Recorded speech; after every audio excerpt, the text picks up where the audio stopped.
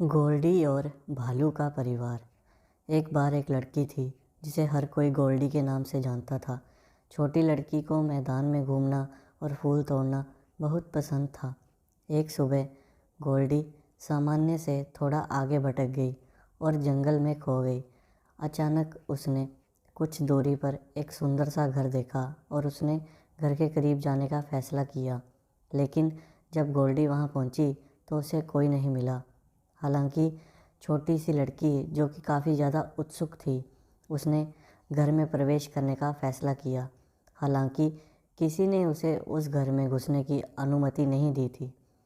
अंदर जैसे ही वो घर के घुसी, वहाँ सब कुछ बहुत आरामदेह था। वहाँ पर फूल और सुंदर फीता के पर्दे थे। यह ताज़ा बने सूप की तरह महक रहा था और वास्तव में 3 पूर्ण प्लेटें थीं। ऐसा लग रहा था कि वे खाने के लिए इंतज़ार कर रहे थे। गोल्डी को भी भूख लगी थी, इसलिए उसने कुछ खाने का फ़ैसला किया। गोल्डी ने सबसे बड़ी थाली में खाना चखा, लेकिन वह बहुत गर्म था, इसलिए उसने उससे छोटी मध्यम कटोरे में सूप को आजमाने का फ़ैसला किया, लेकिन वह सूप बहुत ठंडा था। फिर उसने छोटी प्लेट पर सूप उसकी पसंद के अनुसार तो था, वो ज़्यादा गर्म भी नहीं था, बहुत ठंडा भी नहीं था, और लगभग बिना जाने ही उसने उस छोटी कटोरी से सारा का सारा सूप पी लिया। और ऐसा करने के बाद गोल्डी इधर उधर देखने लगी। बाद में गोल्डी कुछ थकी हुई महसूस करने लगी और वह घर की चिमनी की ओर चली गई, जहाँ पर 3 आराम कुर्सियाँ भी थीं, जो भोजन के बाद आराम करने के लिए उपयुक्त थी। वह पहले वाली कुर्सी पर बैठ गई, लेकिन वह कुर्सी बहुत नरम थी। फिर वह दूसरी कुर्सी में बैठ गई, लेकिन जो दूसरी कुर्सी थी वह एक लकड़ी की रॉकिंग चेयर थी और गोल्डी को उस चेयर पर बैठना भी बहुत कठिन लगा, क्योंकि उस चेयर पर आराम आ पाना बहुत मुश्किल था। अंत में वह एक थोड़ी छोटी कुर्सी पर बैठ गई, लेकिन वो जो छोटी कुर्सी थी वो बहुत ज़्यादा आरामदायक थी, ना ही ज़्यादा नरम थी, ना ही ज़्यादा सख्त थी। गोल्डी जबकि लेने ही वाली थी कि कुर्सी अचानक से टूट गई।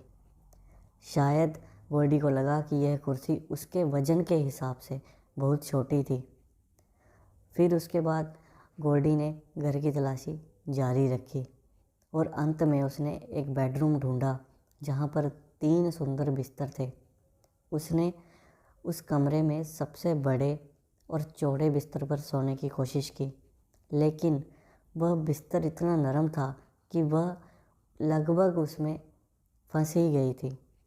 उसके बाद वह उससे छोटे यानी कि मध्यम बिस्तर पर कूद गई, लेकिन जैसे ही वह उस गिद्दे पर गिरी, उसे बहुत ज़ोर से चोट लगी और उससे वो काफ़ी ज़्यादा निराश हो गई, कुछ उदास और बहुत थकी हुई। उसके बाद वो सबसे छोटे बिस्तर पर लेट गई। वह जो छोटा बिस्तर था वो इतना आरामदायक और मुलायम था कि वो जैसे ही बिस्तर पर पड़ी या सोने को गई, वह गहरी नींद में सो गई।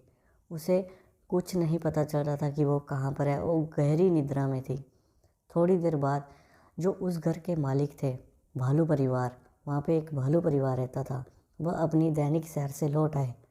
पापा भालू, मामा भालू और छोटे भालू ने घर में प्रवेश किया और उन्होंने कुछ अजीब देखा।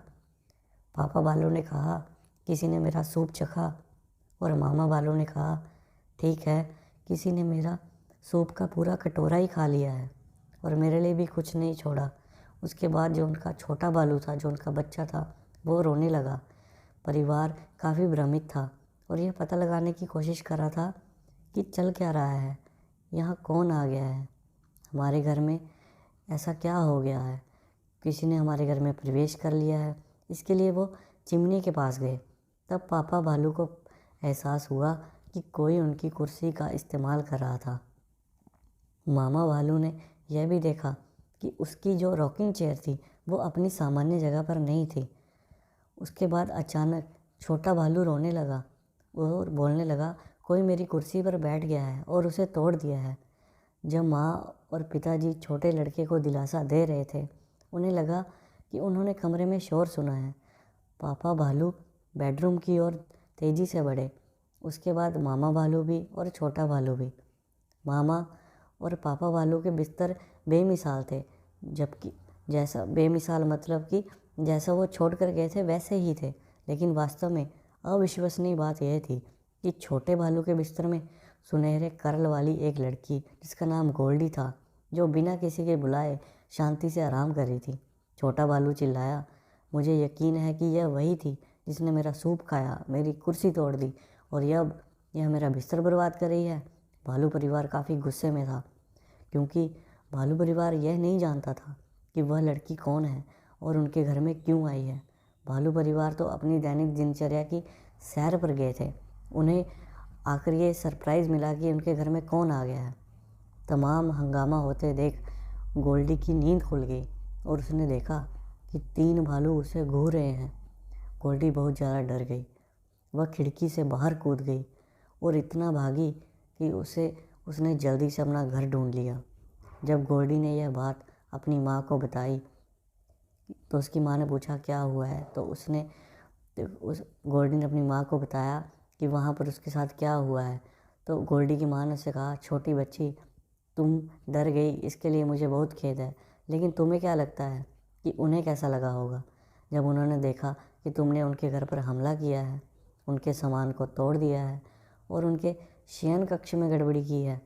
उसके बिना किसी ने आपको उन्होंने आमंत्रित भी नहीं किया था। आप उनके घर पर अपनी मर्ज़ी से चले गए थे और उनके घर में तोड़ फोड़ कर दी।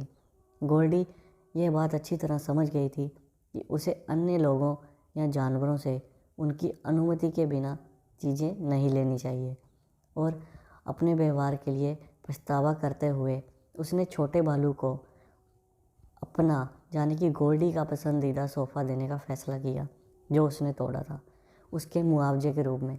और इसलिए एक सुबह की तरह यह एक नए दिन में एक सुबह जब भालू परिवार टहलने से लौटा तो उन्होंने अपने घर के दरवाजे पर एक सुंदर सोफ़ा मिला और वह जानते थे यह गोल्डी ही थी जिसने उनसे माफ़ी मांगी थी।